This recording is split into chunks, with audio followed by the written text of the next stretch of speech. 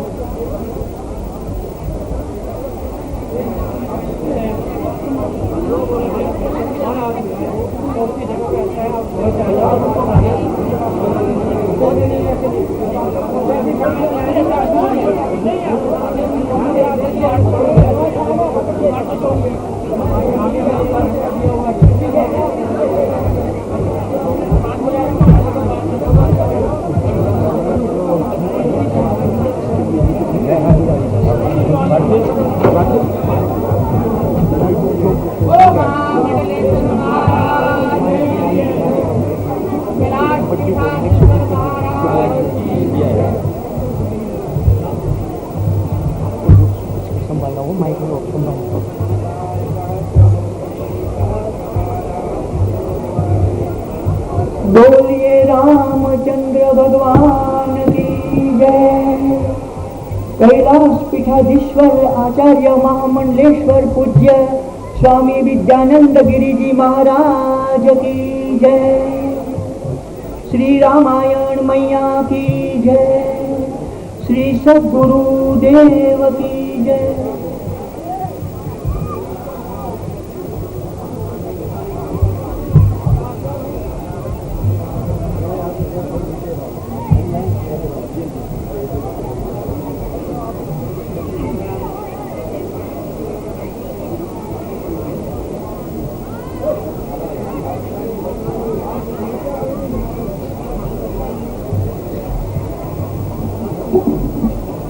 समस्त महानुभाव से आग्रह है, सभी आगंतुक महानुभाव अपना अपना स्थान ग्रहण कर लेंगे।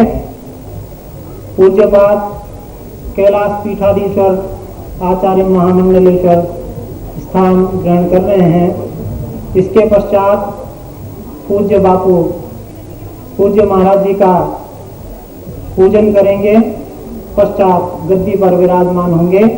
आप समस्त महानुभाव से आग्रह है कि अपना अपना स्थान ग्रहण करने की कृपा करेंगे।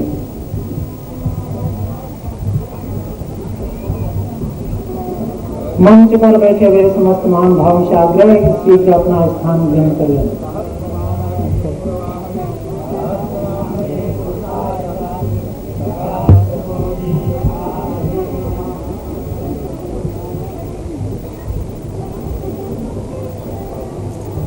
मंच पर आए हुए समस्त महानुभावों से मेरा आग्रह है कि नीचे बैठकर कथा का आनंद लें।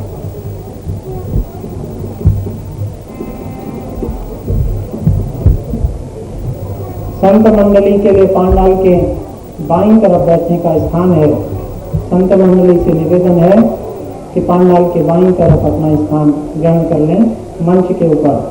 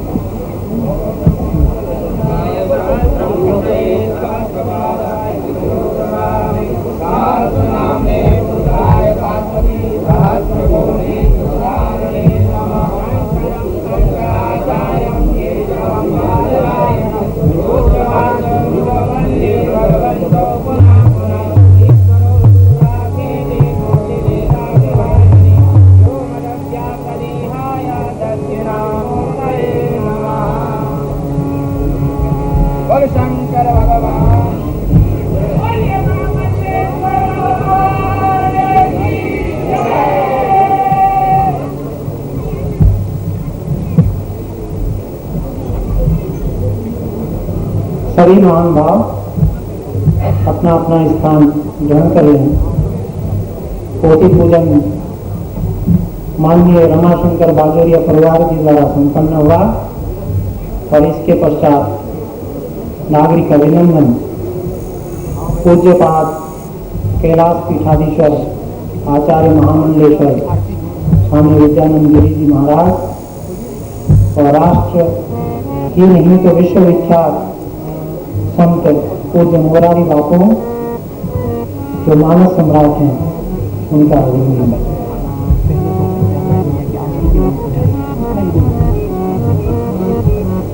रामायण की आरती सबसे पहले रामायण आरती के लिए पधारने का कष्ट करें। आरती वाली में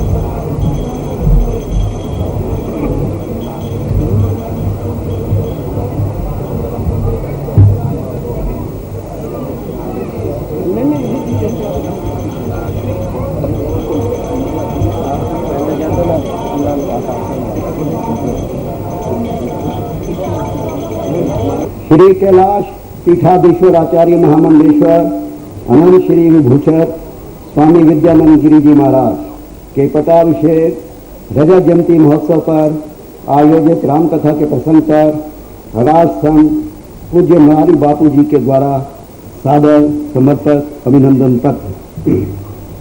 उत्तरकाशी 15/6/94। परम नैनाभिराम मां सरस्वती के वरद पुत्र राष्ट्र के घोरोपूर्ण स्वाभिमान युग दृष्टा जन सृष्टा मानस के व्याख्याकार तुलसी परम संश्रेष्ठ पूज्य मुरारी बापू, आपका श्री कैलाश पीठाधीश्वर आचार्य महामंडलेश्वर अनंत श्री स्वामी विद्यानंद गिरी जी महाराज के पटाभिषेक रजत जयंती महोत्सव के उपलक्ष्य में आयोजित इस राम कथा यज्ञ में हिम सिंहों की गहन सृष्टि में मां भागीरथी के पावन तट पर भगवान आशुतोष की किला स्थली इस पवित्र नगरी उत्तरकाशी में राम कथा रूपी गंगा को प्रभावित करने वाले बहुलियत के रूप में अपने बीच पाकर हम कितने गदगद हैं, कितने आह्लादित हैं, वाणी से अभिव्यक्त नहीं किया जा सकता।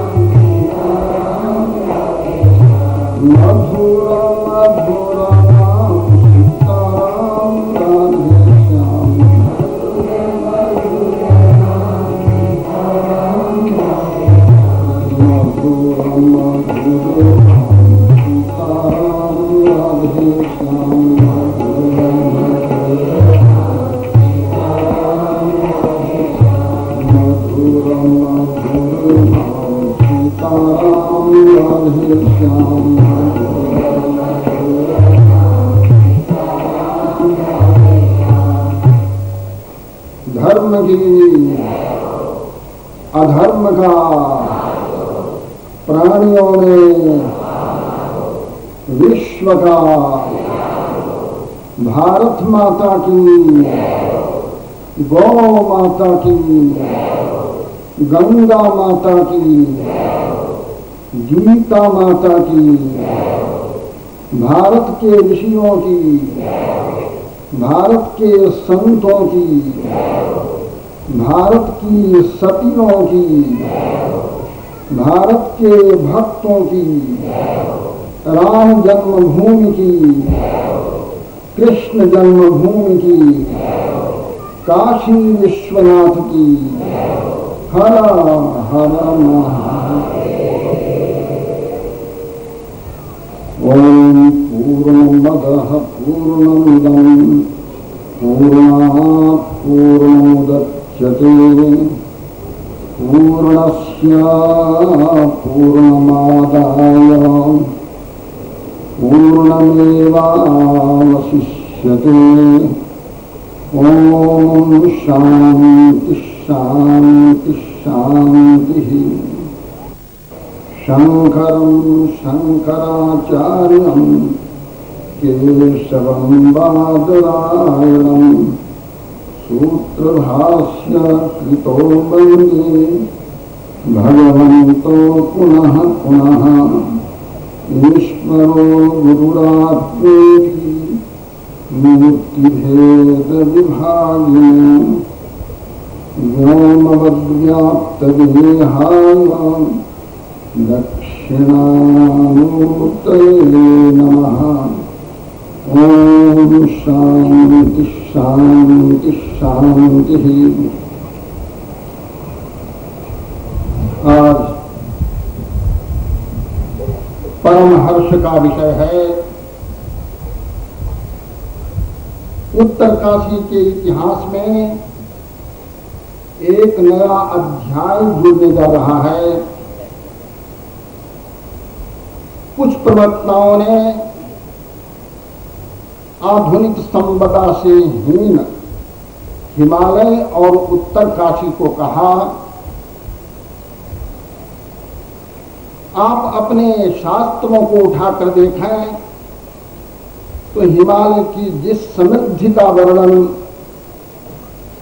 वेदों में, उपनिषदों में, पुराणों में और संतों की वाणियों में मिलता है, वह किसी दूसरे क्षेत्र की समृद्धि नहीं है। हो सकता है भौतिक साधनों से किसी अंश में हीन उत्तराखंड हो, पर दैव वित्त से परिपूर्ण रहा और आज भी है, ऐसा विश्वास किया जाता है। पर इतना कहना पड़ेगा कि स्वतंत्रता के बाद और आज तक भौतिक साधनों से संपन्न करने की होड़ तो जरूर लगी हुई है उत्तराखंड में भी, किंतु दैव वित्त का जो ह्रास हो रहा है, दैवी संपदा जो विखंडित होती चली जा रही है, उसे रक्षण संवर्धन का प्रयास उस रूप में नहीं किया जा रहा है जैसा कि भौतिक साधनों के संरक्षण और संवर्धन का प्रयास चल रहा है।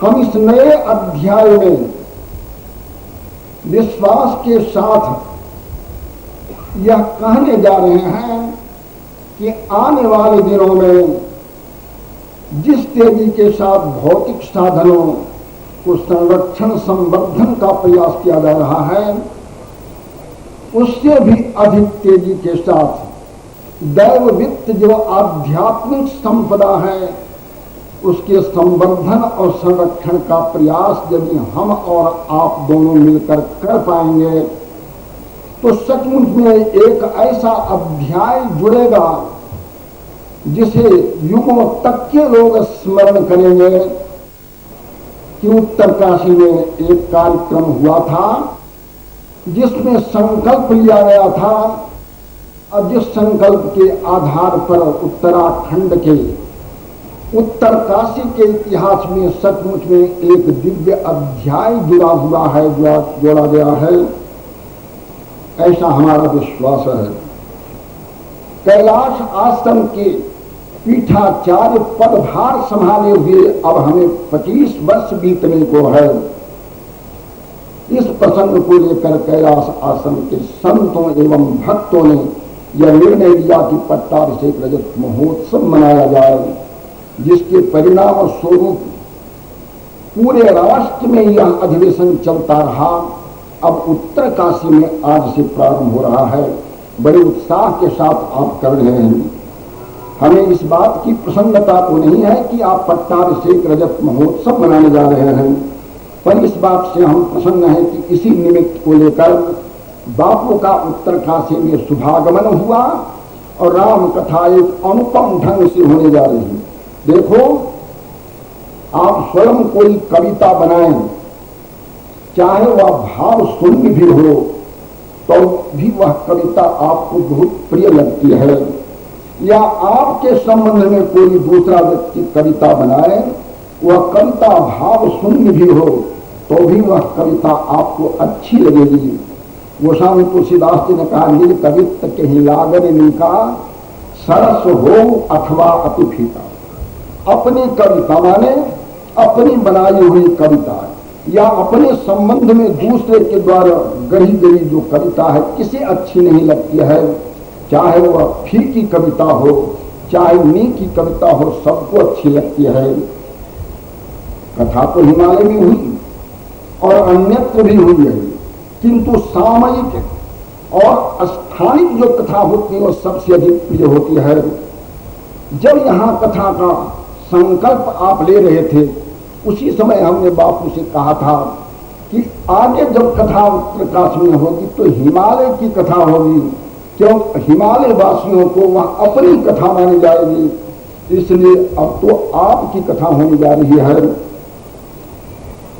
जब से उमा शैल गृह जाई, शैल जब से पार्वती का जन्म इस हिमाचल प्रदेश में हुआ, इस क्षेत्र में हुआ, तब से इस क्षेत्र की रिद्धि सिद्धि कैसी थी, यहाँ से इस प्रसंग को लेकर सदानन के जन्म और तारकासुर वध पर्यंत जो प्रसंग है, इस प्रसंग को बाबू बड़े प्रासादिक ढंग से कहेंगे। यद्यपि कथा का यह क्षेत्र विस्तृत है, किंतु बापू संग्रह और विस्तार दोनों जानते हैं। यदि आप उनसे सुनना चाहें तो एक दिन में पूरी रामायण सुना सकते हैं, या एक चौपाई दो चौपाई की कथा दो अधिवेशनों में कर सकते हैं, जैसा कि चंडीगढ़ और लुधियाना में आपने देखा। शत्रुघ्न चरित्र चंडीगढ़ में पूरा नहीं हो सका, इसलिए बापू को विवश होकर के लुधियाना में वही विषय लेना पड़ा। यह तो वक्ता का वक्तृत्व कौशल है। तो आप देखेंगे इस प्रसंग को कितना सजा करके बापू कहते हैं, जिसमें हिमालय गूंजता रहेगा और अनुपम यह कथा होगी। अपनी कविता सबको अच्छी लगती है, हिमालय वासियों को हिमालय की कथा बहुत ही अच्छी लगेगी। हिमालय के संबंध में दो एक शब्द कह देना अच्छा होगा। कवि कोई चूड़ामणि कालिदास जी कहते हैं, अस्ति उत्तर श्याम दिशि देवतात्मा। हिमालय में देवता रहते हैं ऐसा कोई समझे, पर कालिदास जी कहते हैं हिमालय देवता स्वरूप ही है। यहाँ के पत्थर वृक्ष पेड़ पौधे ये सब वनस्पति ये सब के सब देव स्वरूप हैं। यह तो कालिदास जी की अपनी धारणा है। हिमालय में कहीं कहीं देवता रहते हैं, यह एक सामान्य बात है। हिमालय स्वयं देव स्वरूप है। अस्तित्वश्याम दिश देवतात्मा हिमालयो नाम नगाधिराज। पर्वतों का राजा जो हिमालय है, यह भारत के उत्तर दिशा में बसा हुआ है और वह पूरा के पूरा देव स्वरूप है। जिस प्रकार पंजाब और अन्य क्षेत्र में गेहूं पैदा होता है, ऐसे इस क्षेत्र में मोक्ष पैदा होता है, मुक्ति पैदा होती है। यदि मोक्ष किसी को लेना हो तो इस क्षेत्र का सेवन करना पड़ेगा। अब हम बापू को निर्देशन करते हैं, बापू को विशेष निर्देश करते हैं कि आप कथा सरिता प्रवाहित करें, जिसमें सभी लोग अवगाहन कर अपने आप को कृत्य माने। हरिओम तत्सत, हरिओम तत्सत, हरिओम। आइए हनुमंत विराजिए,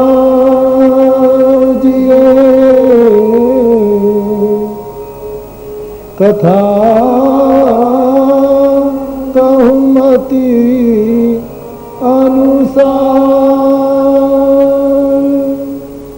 प्रेम सहित गादी धरू,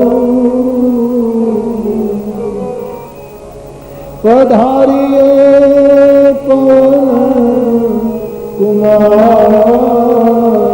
सिया वर रामचंद्र की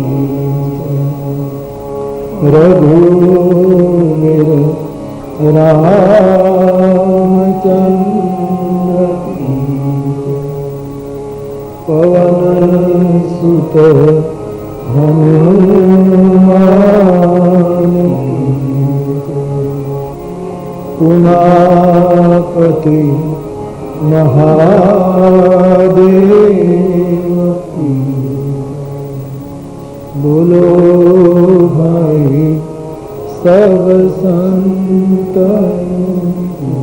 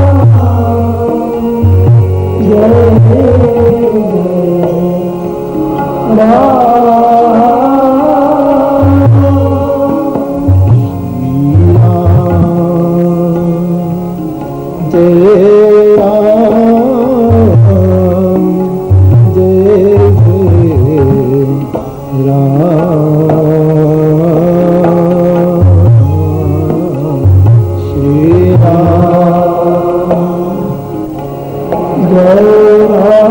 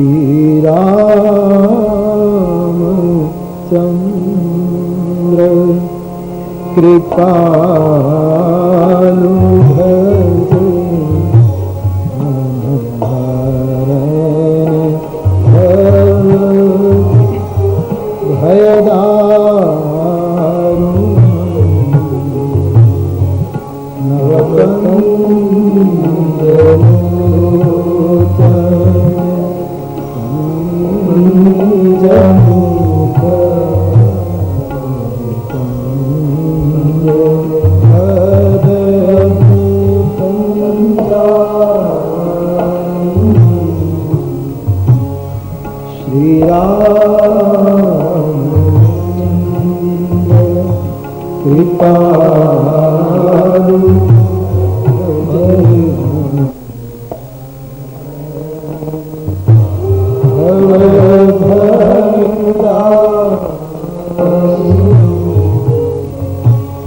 कंदार पादमित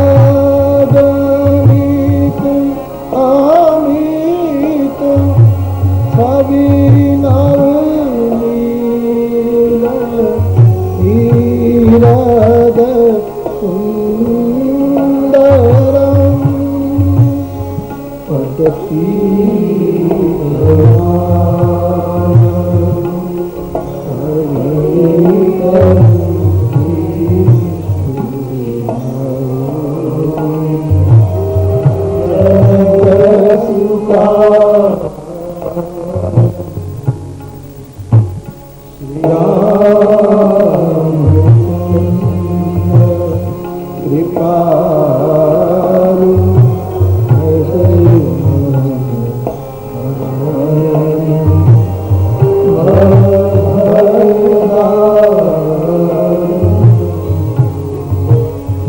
शिरमुकुट कुंडल तिलक चारुदारु अंग विभूषणम्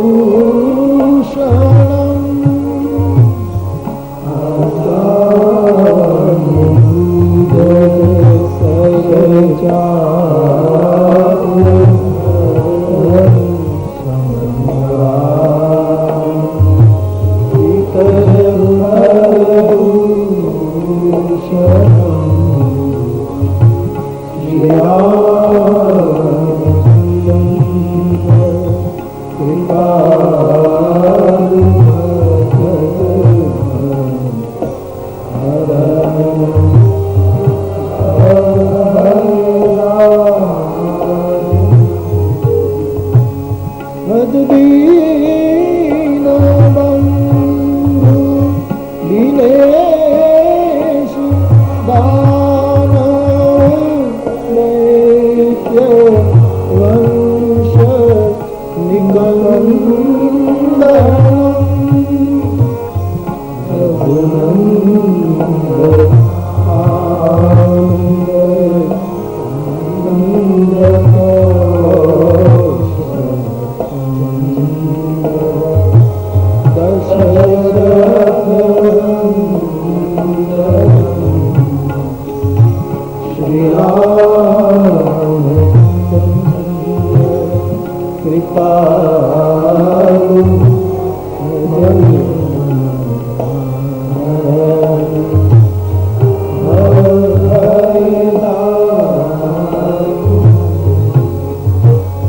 इति वदति तुलसी दास शंकर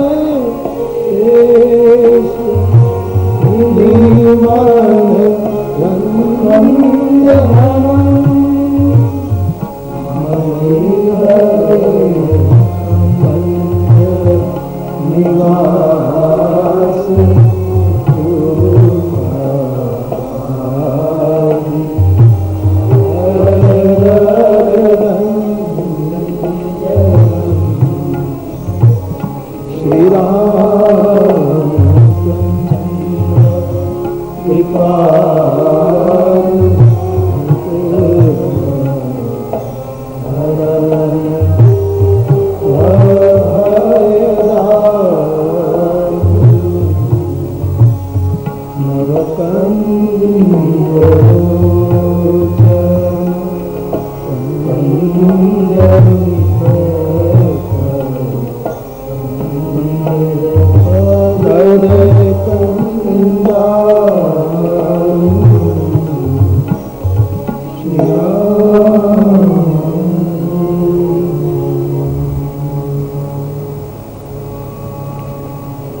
श्री गुरु चरण सरोज रज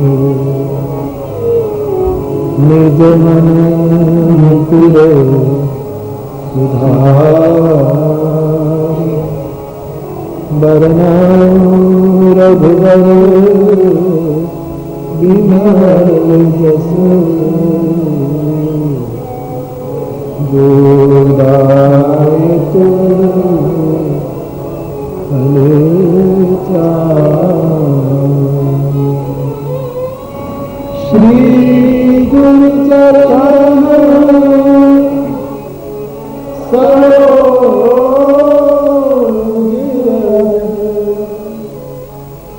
निज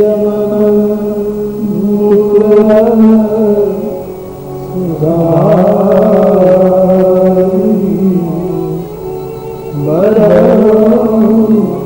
रघुवर बिमल जसु गोदायित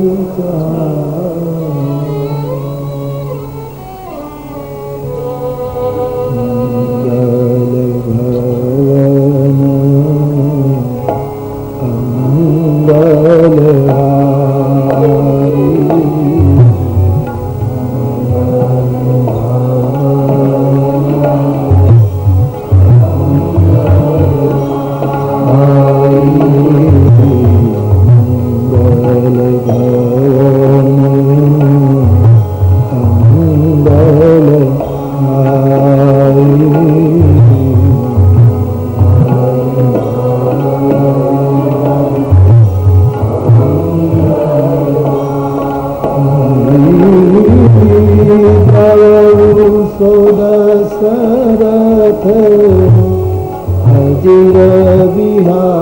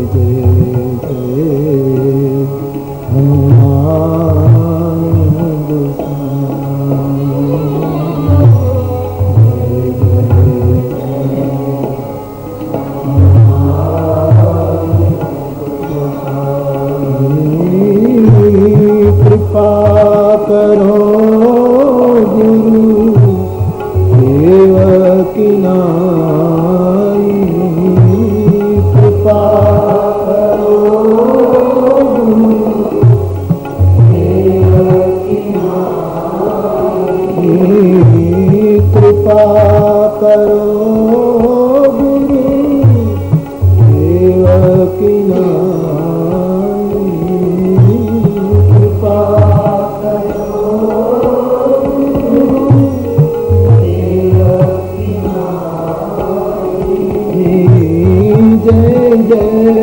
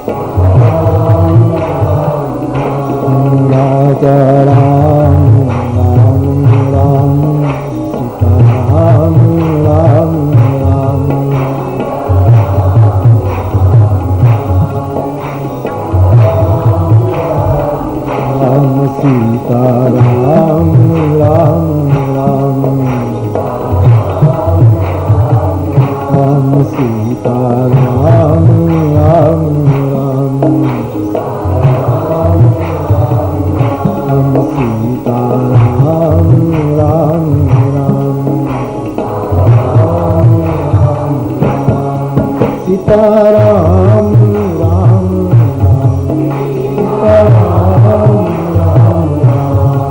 सीताराम राम राम सीताराम राम सीताराम राम राम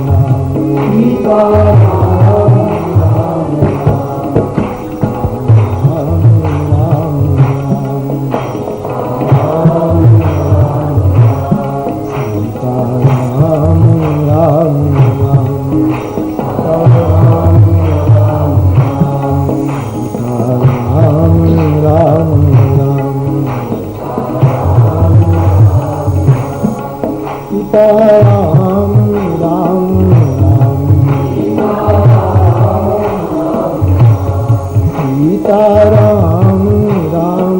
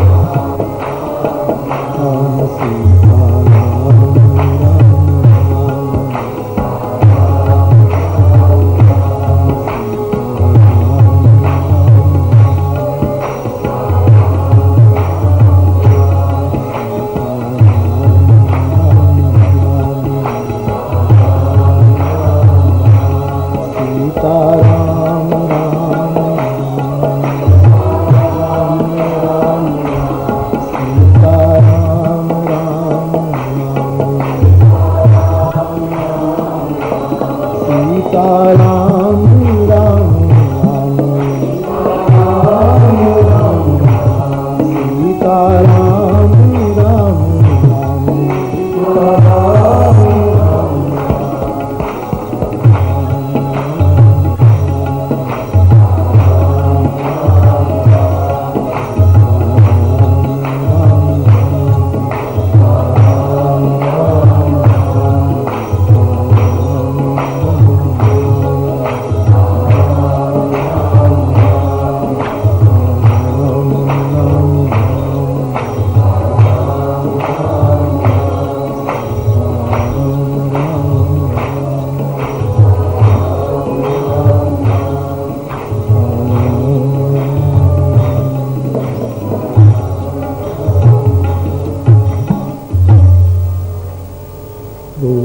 पूज्यपाद गोस्वामी तुलसीदास जी महाराज की।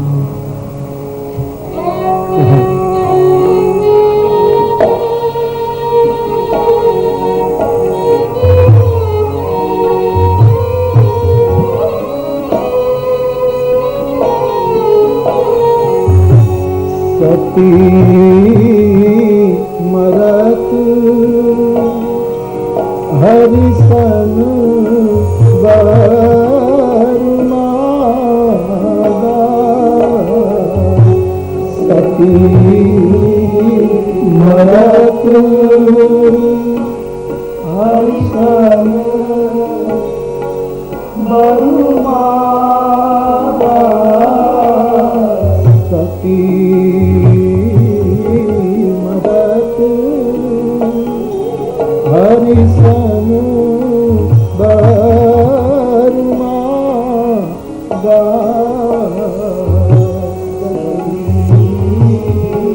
मरत हरिसन बरमादा जन्म जन्म शिव पद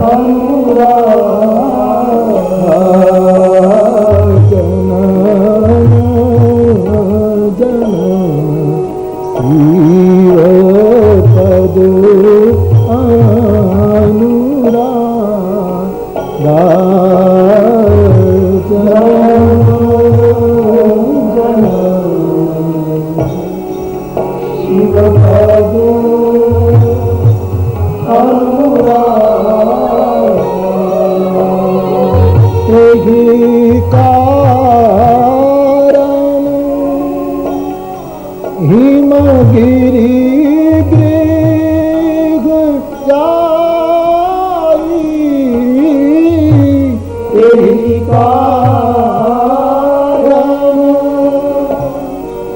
हिमगिरी गृह जाई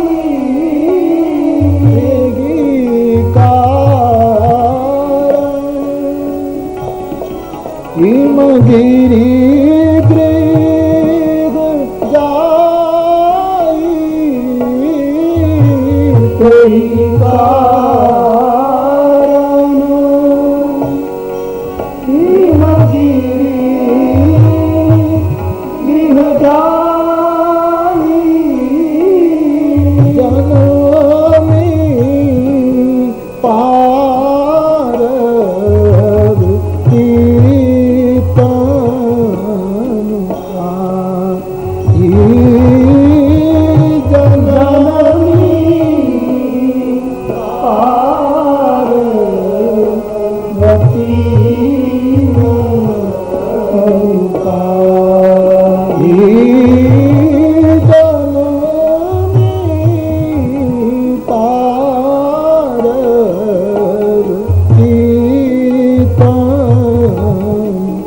जननी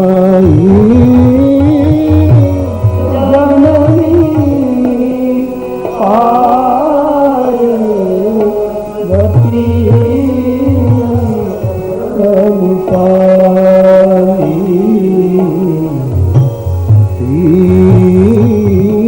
मरत हरिसन बार मादा मरत हरिशन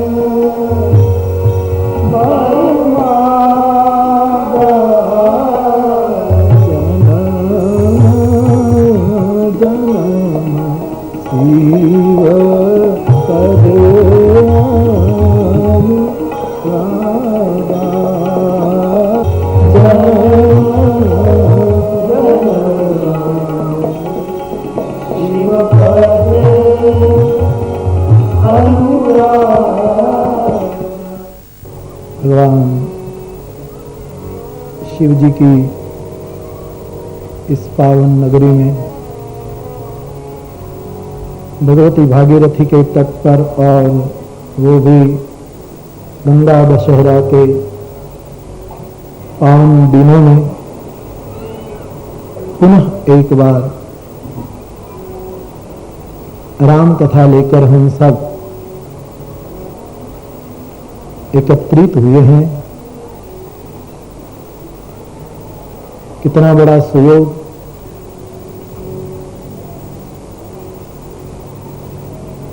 कि हमारे परम पूज्य महाराज श्री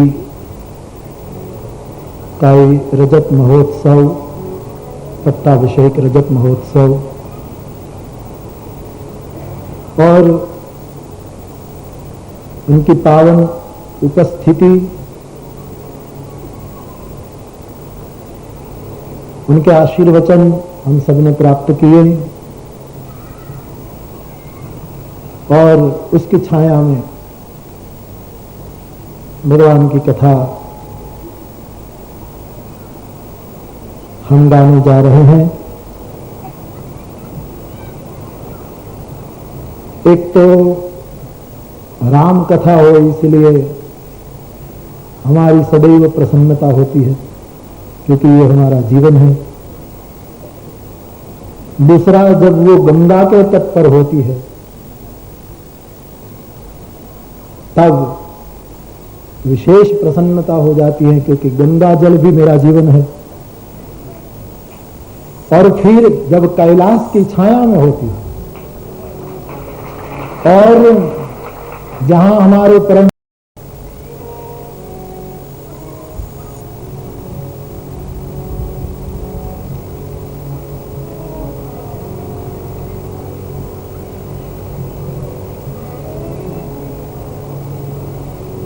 दादाजी का तप बिखरा हुआ,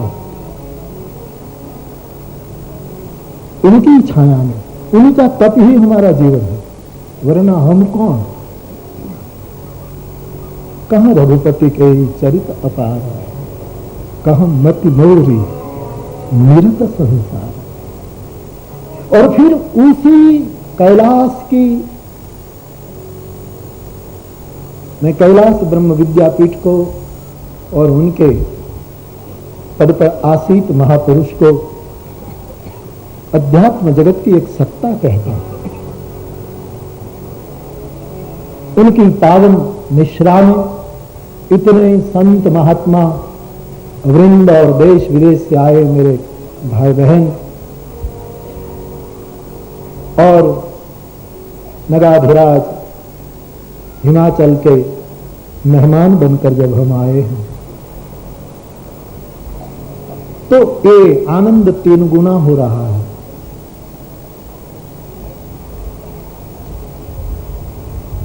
भगवान शिव का पावन चरित्र परम पूज्य महाराज श्री ने बहुत पहले से संकेत किया कि अब की बार उत्तर काशी में हिमालय की ही कथा सुनाई जाए। प्रसंग बड़ा विशाल है, लेकिन जो भगवान बुलाएंगे तो बोलेंगे। जिस प्रसंग का निर्देश हुआ है कैलाश पीठ की ओर से,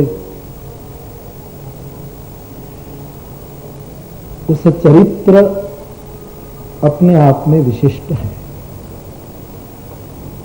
क्योंकि एक ही चरित्र में 3 चरित्र का समावेश। ऐसा प्रसंग बहुत कम मिलेंगे मानस से कि चरित्र एक, प्रसंग एक, जिसमें चरित्र त्रिवेणी हो, 3 चरित्रों का मिलन है।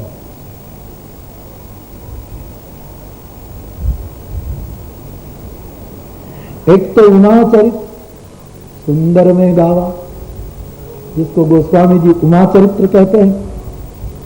दूसरा प्रथम कहा मैं शिव चरित्र, और तीसरा जब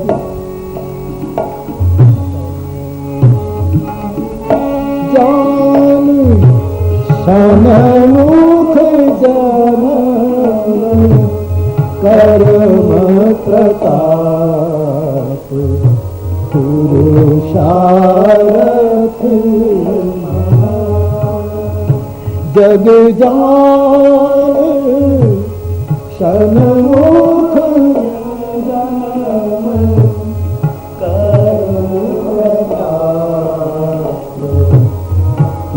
पुरुषारथ तेहि हेतु मैं वृष के तू सूतल कर चरित संक्षेप ही कहा। तेहि हेतु मैं वृष के तू सूतल कर चरित संक्षेप ही कहा।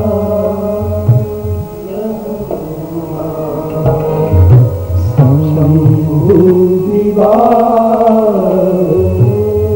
ये नर नारी कबीर गावरी कल्याण काज मंगल सर्वदा सुख पावही कल्याण काज मंगल सर्वदा सुख पावही जग जान मुख जन कर्म प्रताप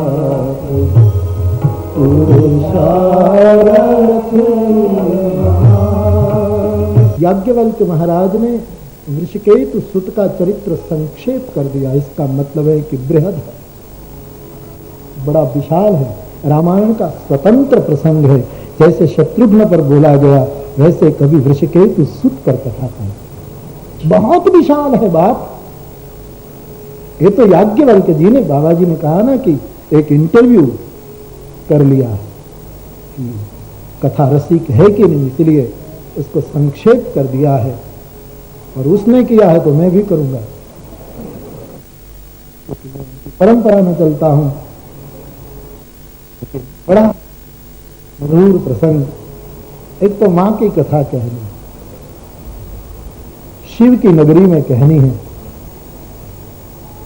मेरी समझ में कथा में 5 वस्तु होनी चाहिए। कोई भी कथा हो, शिव की कथा हो तो शिव की कथा प्रधान है, लेकिन उसमें राम कथा नहीं चाहिए। कृष्ण कथा तो बलात् घुस जाएगी, वो तो लुटेरा है, वो तो बलात् घुस जाता है कहीं भी। तो शिव कथा हो तो शिव कथा एक, राम कथा अंदर आएगी।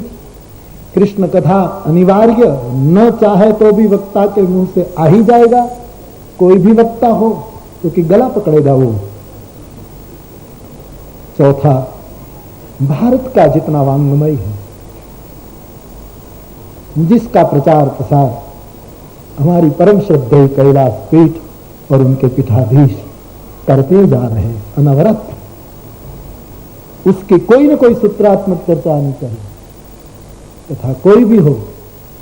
लेकिन यदि उनमें इन सभी दर्शनों का थोड़ा बहुत भी दर्शन न हो तो अधूर। और 4 हुआ, और 5वां, भगवान के परम भक्तों की कथा भी अंदर आनी चाहिए। ये जो शिव चरित्र, इनमें 5 हो, उनका प्रारंभ ही तो राम कथा सुनने से हो गया।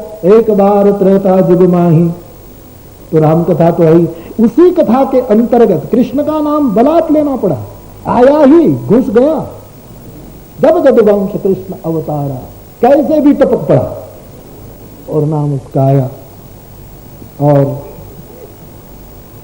पूरा शिव चरित्र यदि ले, राम कथा शुरू करते हैं तो पूरा वेदांत प्रस्थापित करते हैं भगवान शिव जी। और शिव सूत का चरित्र, भगवान के प्रिय का चरित्र, जगदम्बा का प्रिय, और उनका एक भक्त चरित्र, एक भाव चरित्र भी है। इसलिए 5 अंग इसमें संपन्न होने जा रहे। तो भगवान शिव चरित्र, उमा का चरित्र और शिव सूत का चरित्र, उनको संक्षेप में मुख्य मुख्य मुद्दे की चर्चा करते हुए परम पूज्य महाराज श्री के आशीर्वचन प्राप्त हुए हैं। उनकी छाया में हम और आप मिलकर के इनका गान करेंगे। इस पहाड़ी मुल्क के निवासी मेरे भाई बहन, कथा के बहाने हम आपको मिलने आए हैं।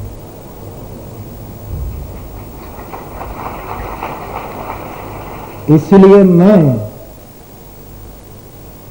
मेरे संग और कई कथा सुनने वाले और कोई कोई कथा जो रोज आते हैं, अक्सर मुझे मिलते हैं, वो मुझे कम मिले और इन लोगों को मिलने का मौका दे, ऐसी आप सबको, ताकि मैं इनसे बात कर पाऊं। आप भी मिलना जरूर, लेकिन उसको अवसर दे। जिसके घर मेहमान हो और मेहमान यजमान को ही न मिले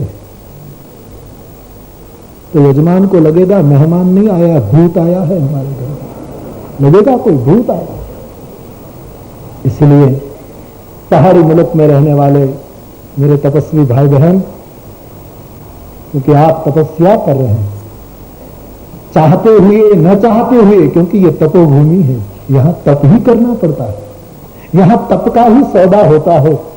पार्वती ने कितना तप किया, स्वतंत्र प्रसंग है पार्वती तपस्या, यदि कोई उठा ले तो कितना अद्भुत तप किया। तो हम आपको कथा के माध्यम से मिलने आए हैं, हिमालय ने जैसे सबको न्योता दिया था पार्वती के प्रसंग पर, वैसे परम पूज्य बाबा जी के माध्यम से ये हिमगिरी का न्योता प्राप्त हुआ और हम सब चले आए हैं आपके पास। कोई दूरी न रहे, कोई दुराव न रहे, ऐसे कथा में आइयो। आपके बाबा जी ने ठीक कहा कि ये कथा आप लोगों ने आयोजित की, निमित्त कोई भी बन जाता और निमित्त कोई बनता नहीं, बना हुआ होता है, निश्चित होता है, फिर आ जाता है। पितरों के पूर्वजों के पुण्य के कारण उसको भगवान निमित्त बना देते, सब निश्चित होता है। इतना बड़ा यज्ञ अचानक कभी नहीं हो सकता, ये सब निश्चित होता है, ये होगा। तो ये आपकी कथा है, आपके साथ बैठकर हमें कोई उपदेश नहीं देना है, आपकी कथा का केवल विनम्रता से स्मरण कराना है। जैसे कोई बच्चा अपनी मां की गोद में बैठकर ननिहाल की बातें करने लगे, वैसे मैं आपके पास हिमालय की गोद में बैठकर आपकी बातों का स्मृति कराऊंगा, क्योंकि कथा तो आपकी है। जो बहुत बड़ा विषय पूज्यपाद ने चुनाव किया, शिव पद अनुराग जन्म जन्म न हो, तब तक राम कथा का उद्घाटन ही नहीं होगा। राम कथा का उद्घाटन ही शिव पद अनुराग से होगा। तो ऐसी अलौकिक कथा जो मानस में हमारे पूज्यपाद गोस्वामी जी ने रखी है, उसकी कथा का गान 9 दिन होगा। बाहर से आए सभी भाई बहन, यहाँ के लोग तो तप कर ही रहे हैं, हम सबको भी 9 दिन ये तप करने का मौका मिलने जा रहा है। सुविधा असुविधा हो न हो, जो हो, तपस्थली में आए हैं। अनुष्ठान के रूप में एक सत्संग शिविर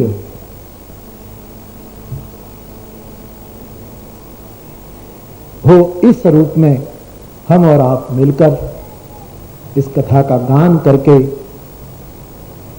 यजमान गिरिराज को प्रसन्न करेंगे। हिमालय को प्रणाम करने हम आए हैं। तो पूज्यपाद ने जो संकेत किया है, जब ते उमा शैल गृह आए, उसी कथा को हम ले रहे हैं। इसलिए इस पूर्व 2 पंक्तियों का आश्रय लिया है। बालकांड की 1-2 पंक्तियां आप सब भलीभांत पहचान जानते हैं, नित्य पाठ करते हैं। तो आइए उसका पुनः एक बार गान करें। सती मरत हरिसन बरुमागा, सती मरत हरिसन बरुमागा, जनम जनम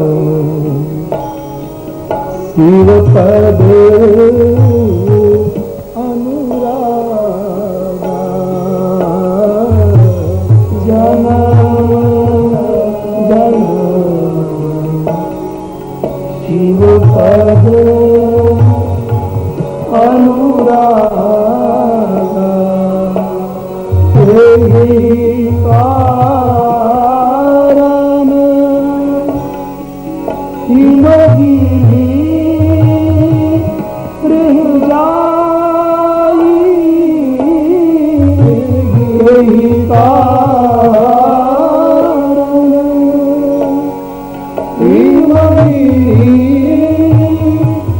गृह जाई, जन जननी पार्वती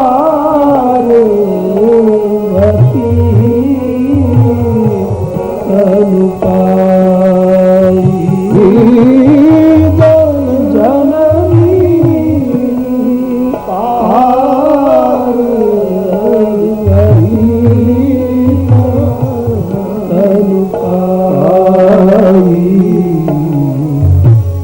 सती मरत हरि सन बरमारा सती मरत हरि सन बरमारा जनम शिव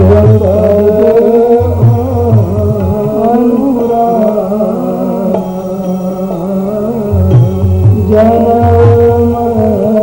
जन्म शिव पद अनुराग हरि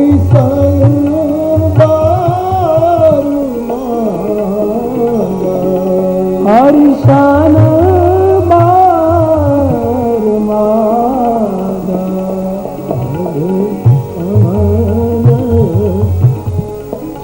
अनुरागा शिव पद अनुरागा हरि सन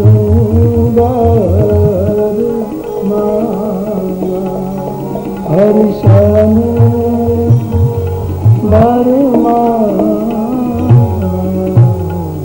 जिसके पास धन होता है उसको हम धनी कहते हैं, जिसके पास ज्ञान होता है उसको हम ज्ञानी कहते हैं। वैसे जिसके पास सत होता है उसको हम सती कहते हैं, जिसके पास सत होता है। और मेरी समझ में नहीं आता कि गोस्वामी जी ने कैसे उद्घाटन किया, ये बड़ी क्रांति की है। जिसके पास सत हो वो ही सती, और सत कभी मरता नहीं। और यहां लिखा सती मरत, सती मर गई। तो आरंभ ही हमारे जीवन का एक बहुत बड़ा रहस्य उद्घाटन कर रहा है कि सत कभी मरता नहीं, सत शाश्वत है। सती सती है एक अर्थ में, और वो मरी, मरते समय उसने वर मांगा, जन्म जन्म शिव चरणों में मेरा अनुराग हो, और उसके कारण फिर उसका दूसरा जन्म भी हुआ। पर्वतराज के घर पार्वती के रूप में वो आती हैं। बड़ा सुंदर प्रसंग, मानस के हर प्रसंग अपने आप एक अनूठे हैं, और इस भूमि में ये प्रसंग बहुत बड़ा योग है।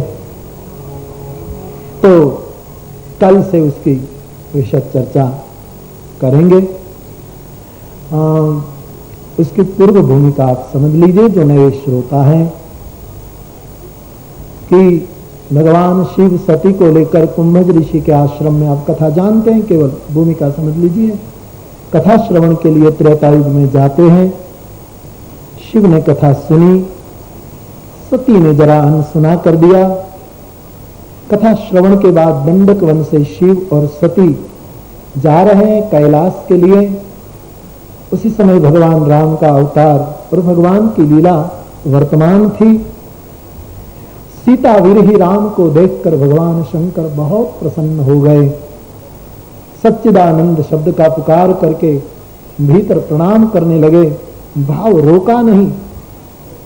सती को संदेह हुआ कि ये कौन है जिसे मेरे पतिदेव प्रणाम करते हैं। शंकर जगत वंद्य जगदीशा, ये तो जगत वंद्य शिव, सब उनको प्रणाम करते हैं, उन्होंने उसको प्रणाम किया, और वो भी सच्चिदानंद कहकर। सती के मन में संदेह होता है।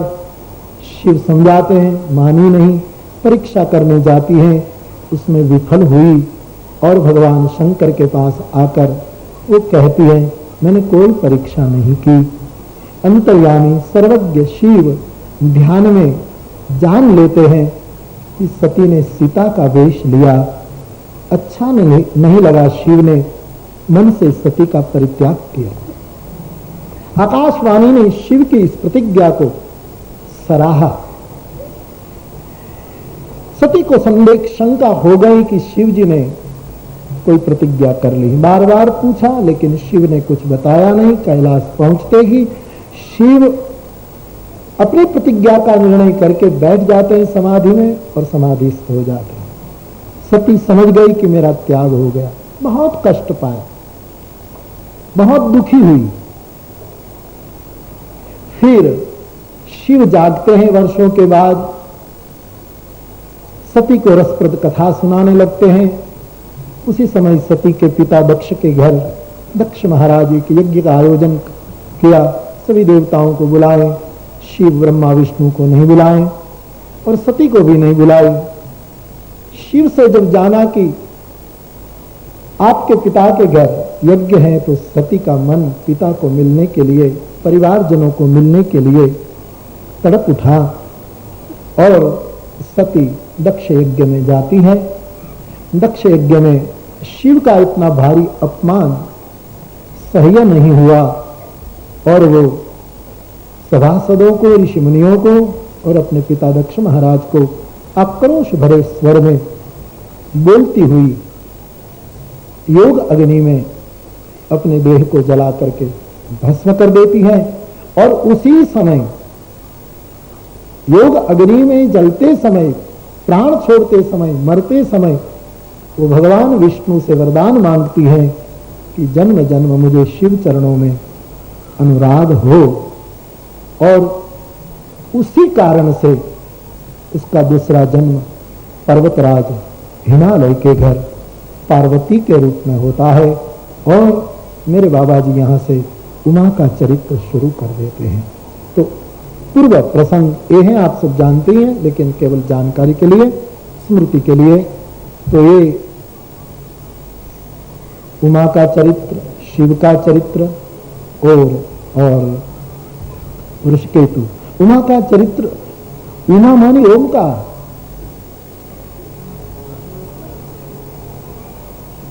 उमा और ओम में क्या फर्क है? ओम में अ उ म, ओम। उमा में उ म अ, उ म अ, उ म अ बोलते जाओ तो फिर औम हो जाएगा, ओम ही हो जाएगा। तो ये ओमकार का चरित्र है। भगवान शिव का चरित्र, ये भवानी का चरित्र, उमा का, ठीक गोस्वामी जी ने टाइटल दिया है, उमा चरित्र है। उमा ये ओमकार का ही एक दूसरा स्वरूप है। औमा उसके बदले उ म अ, फिर ऐसे घुमाते अंतिम अक्षर पहले चला गया तो औमा ओम ओम ओम हो जाएगा।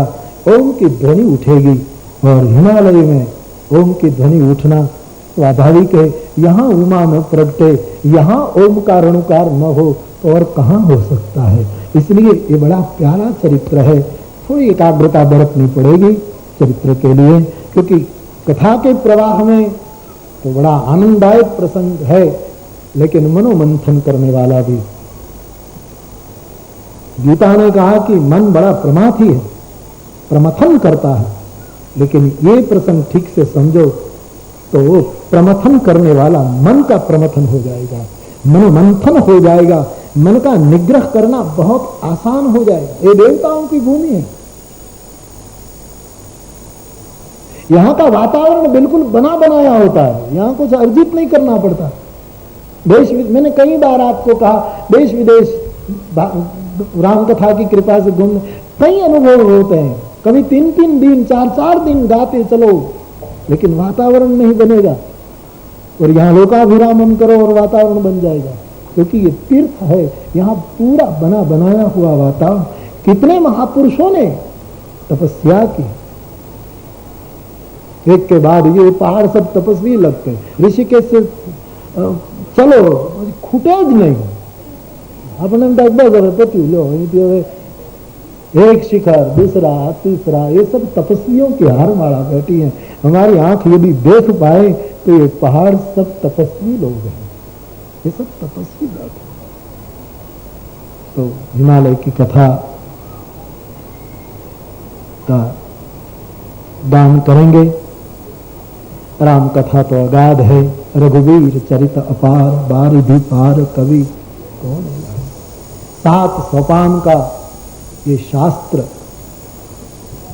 और ये अच्छा बाबा जी ने संकेत कर दिया।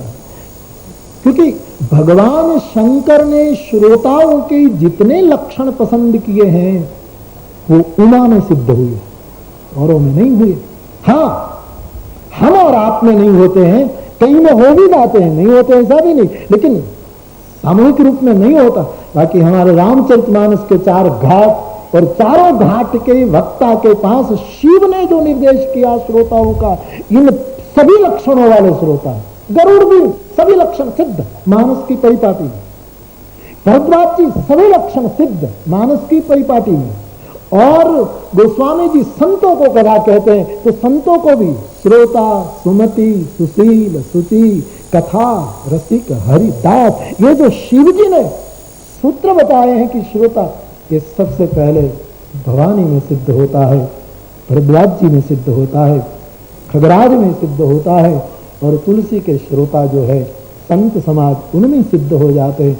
तो ये भवानी, हम श्रोता कैसे हैं, जैसे पूज्यपाद ने कहा कि ये हमारी परीक्षा है, साक्षात्कार है कि इस कथा से भरद्वाज जी इतने भाव में आ गए हैं शिव कथा सुनते सुनते, क्या बता। तो 7 सोपान का ये बृहद शास्त्र, बालकांड, अयोध्या कांड, अरण्य कांड, किष्किंधा, सुंदर, लंका, उत्तर, कथा का क्रम भी थोड़ा बहुत व्यासगादी का हमारा क्रम रहा, इसलिए लेता चलूंगा मुख्य मुख्य प्रसंग पीछे के समय में। तो ये 7 कांड, एक 7 सोपान की ये कथा 9 दिनों में यथासंभव गाने की, कहने की चेष्टा की जाएगी। गंगा का प्रवाह बह रहा है, यहां आए हैं। वैसे तो अंत में मुझे कहना चाहिए, लेकिन पहले दिन कह दूं तो आप सोचना शुरू कर दें कि ये गंगा बहती है, एक क्षण में दूसरा प्रवाह, दूसरे क्षण में तीसरा प्रवाह चला। वैसे हम भी रोज बदले, और बदले तभी माने जाओगे कि कल आपने जिसको गाली दी हो वो आज गाली देने वाला भी बदल गया है और सुनने वाला भी बदल गया है। इस भाव से कथा को सुनिएगा, ये प्रवाह। हम कहते रहते हैं कि हम सनातन प्रवाह में, हम वैदिक प्रवाह में, हम वैदिक परंपरा में है, ये तो बहुत होना ही चाहिए, इसके बिना तो जीवन ही असंभव। लेकिन प्रवाह में होते होते, सत्संग करते करते तुम खुद प्रवाह हो जाओ, खुद प्रवाह हो जाओ। मैं कभी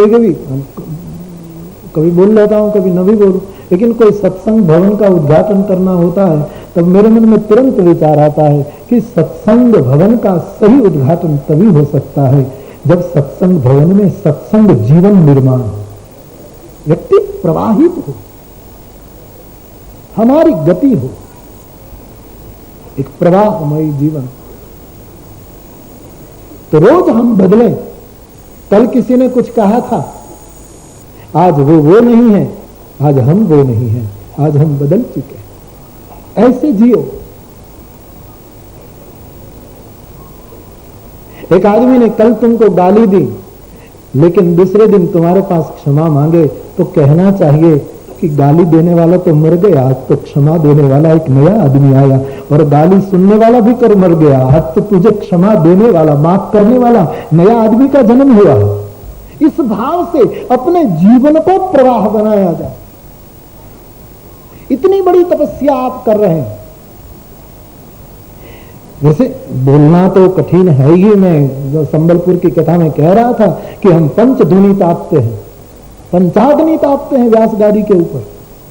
5-5 अग्नि का ताप रहता है। एक तो ऊपर सूरज का ताप, दूसरा ये वीडियो का ताप, ऐसा ना हो, तीसरा वाणी अग्नि है, बोलने का ताप, ये भी एक अग्नि, बोलना वो एक ताप है, अग्नि है।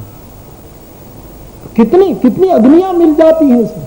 सूरज का ताप, ये ताप, वाणी का ताप, और कभी कभी मैं विनोद में कह रहा, कभी कभी आक्रोश में आपको डांट फटकार करने लगता हूं, वो भी थोड़ा बहुत ताप। भी हमारे लिए तो सभी व्यवस्था जुट जाती है, आना जाना सब योजना बन जाती है आगे से। इसलिए मैं सोचता रहता हूं कि आप लोग कितना कष्ट सहते हैं, कैसे भी कोई वाहन मिले न मिले, रिजर्वेशन हो न हो, बस कथा में पहुंच जाते। इतना तप जब करते हैं तब प्रवाह में चलते चलते तुम भी प्रवाह होने का प्रयास करना।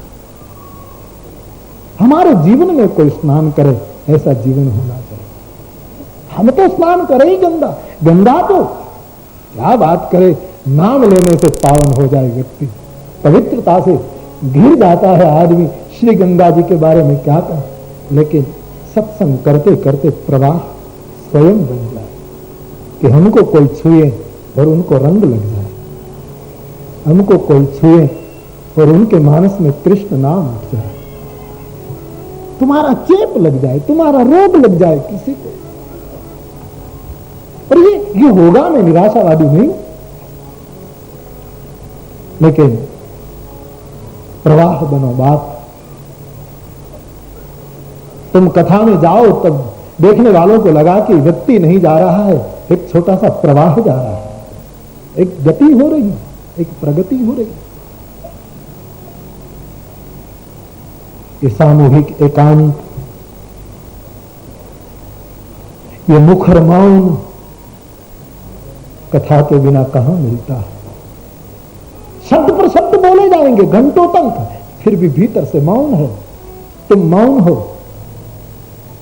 ये मुखर मौन कहां मिलेगा भगवत चर्चा के बिना। बहुत कथा पर ऋषियों ने बल दिया है और हम कथा गाते हैं। हम क्या गाए, हम तो शिव की परंपरा का यत्किंचित निर्वाह करने जा रहे हैं, विनम्रता से। बाकी बिल्कुल निर्भयता से कहना चाहिए, बेतुक कहना चाहिए कि आज का जगत बिना कथा सत्संग से उनके स्वभाव में थोड़ा भी यदि परिवर्तन होगा तो भगवत कथा से होगा। कथा के बिना आप सोचिए ना, आप एक कथा के बाद 2-3 कथा में फिर छूट जाते हैं तो तुम्हारे स्वभाव का डायरी में लिखना कि तुम कैसे फिर हो गए, तुम क्या थे और क्या हो गए। फिर कथा में जाते हो तो फिर कैसे हो जाते, कितना परिवर्तन हो जाता है। भगवत कथा एक अद्भुत वरदान है इस देश को, इस देश के सिवा वो कहीं उपलब्ध नहीं है। ऐसी भगवान की कथा हम साथ में मिलकर 9 दिन गाएंगे।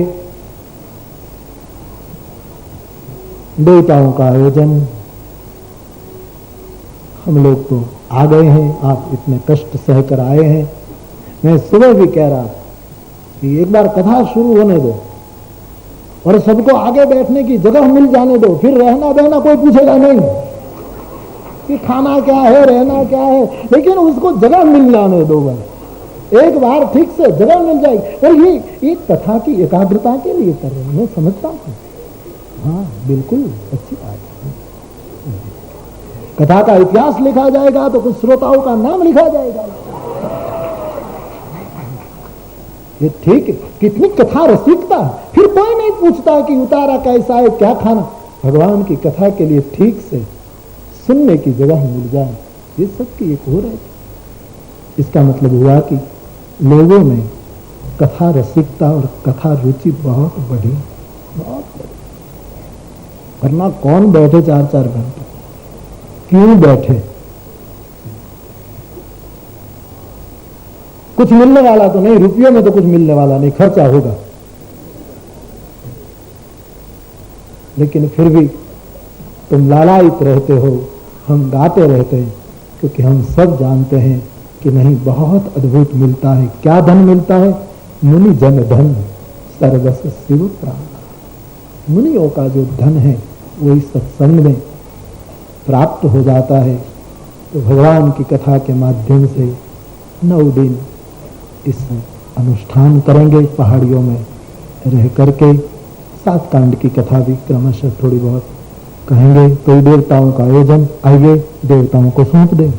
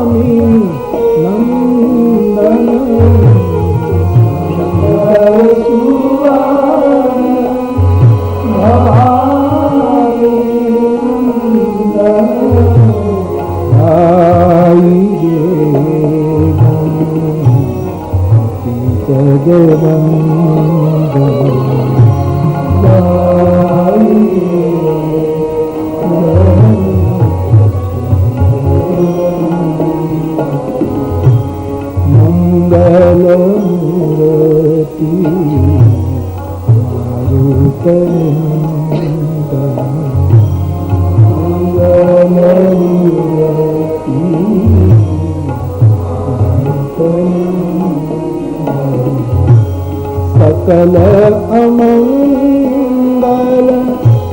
मूल निकंदन अमंगल मूल निकंदन सकल अमंगल मूल निकंदन सकल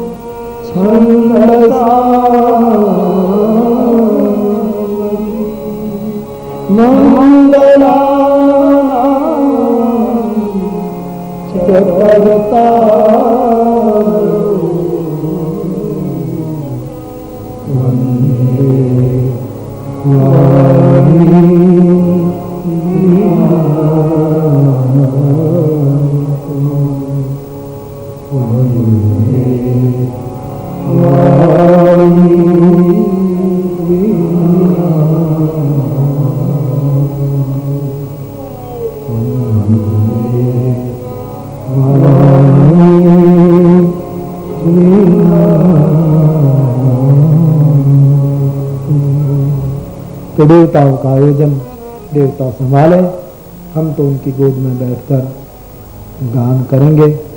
तो आज से मानस का ये अनुष्ठान शुरू हो चुका और विशेष कुछ न कहकर समय भी काफ़ी हुआ है, तो आज की कथा को हम विराम देने जा रहे हैं। लेकिन विराम दें इससे पूर्व कुछ क्षणों के लिए हरि नाम संकीर्तन भगवान नाम का आश्रय लें और फिर आज की कथा को विराम देंगे, फिर आरती होगी, फिर हम सब यहाँ से विलग होंगे। तो आइए कुछ क्षणों के लिए हरि नाम का आश्रय। हरे राम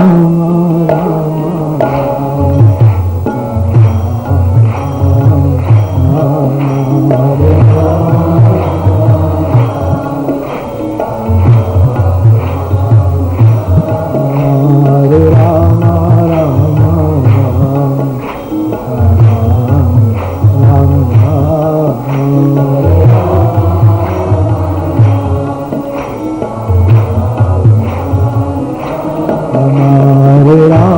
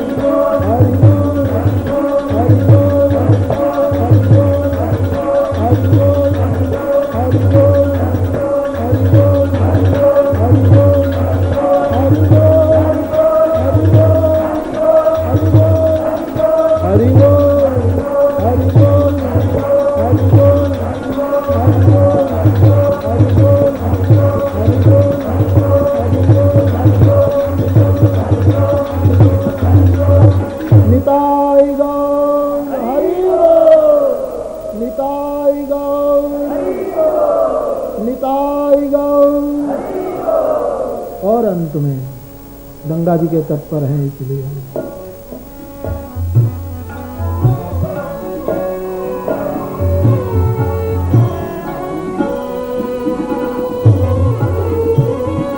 जय जय भगीरथ नंदिनी, जय जय भगीरथ नंदिनी, जय जय भगीरथ नंदिनी,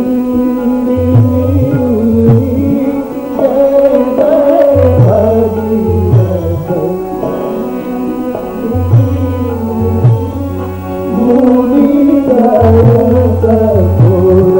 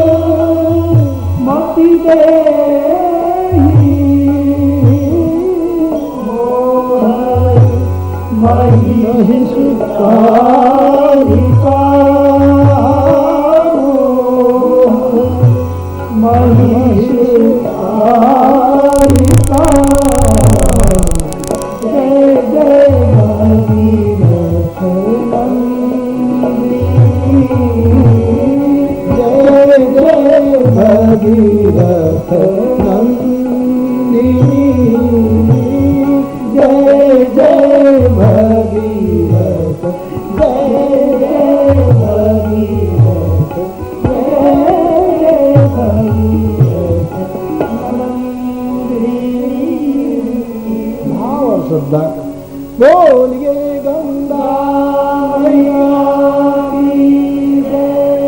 आदि जगत गुरु शंकराचार्य भगवान की जय।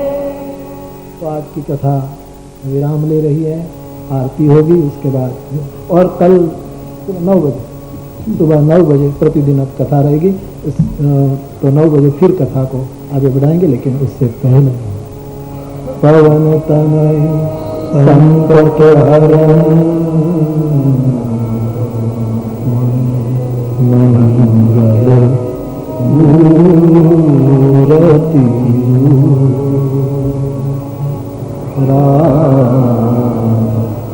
लखन सीता सहित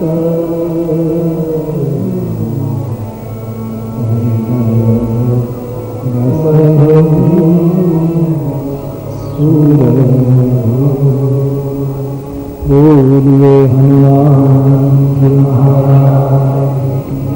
तो आज की कथा विराम ले रही है, कल सुबह ठीक 9 बजे आगे बढ़ेंगे भाव और श्रद्धा के साथ। बोलिए रामचंद्र भगवान की जय। श्री बालकृष्ण भगवान की, सदगुरु भगवान की जय। ओ